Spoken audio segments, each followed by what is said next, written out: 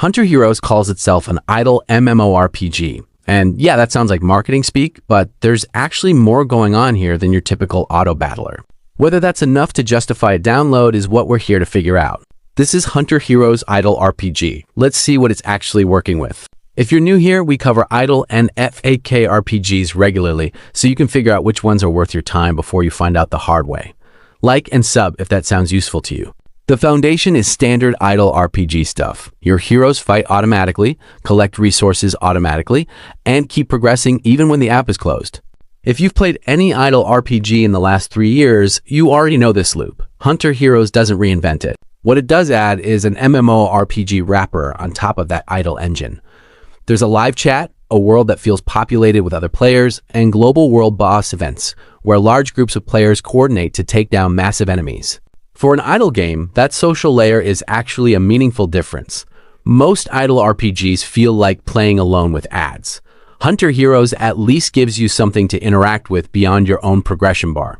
Hero Collection works through summoning, which is gacha. Different rarities, different roles. You pull heroes, level them up, equip them, and send them into combat. Team composition does matter here, not just cosmetically. Dungeons and secret maps with over 50 enemy types will eventually punish you for ignoring synergy. That said, if the pull rates are stingy and the best heroes are locked behind premium currency, F2P players will feel that wall eventually. The game doesn't make its gacha rates immediately obvious, so go in with realistic expectations. The gear system ties into crafting. You collect materials from combat and use them to build and upgrade equipment. On top of that, there are cards, collectibles dropped by enemies that give passive stat boosts, and pets, which speed up your IDLE gains.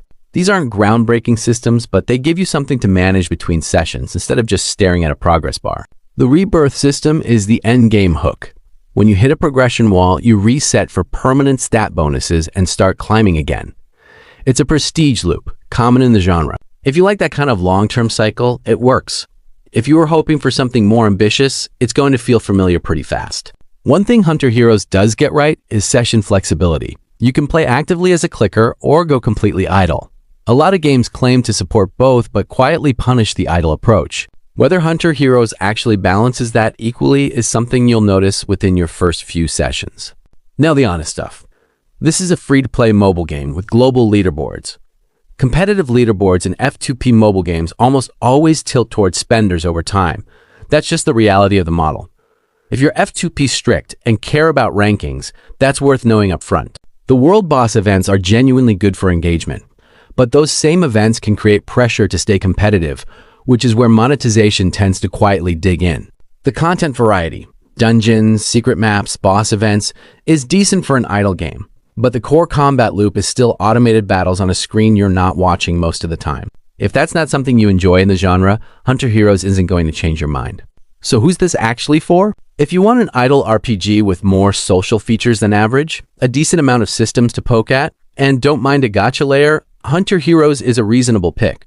It's not doing anything dramatically new, but it's putting its pieces together competently enough. If you're a veteran IDLE RPG player, the formula will feel very familiar. And if gacha monetization or competitive leaderboards stress you out, there are friendlier options in the genre. That's the rundown on Hunter Heroes. If you've played it, drop your experience in the comments, specifically whether the gacha felt fair or like a trap. Like and subscribe for more IDLE RPG coverage. We'll keep watching so you don't have to.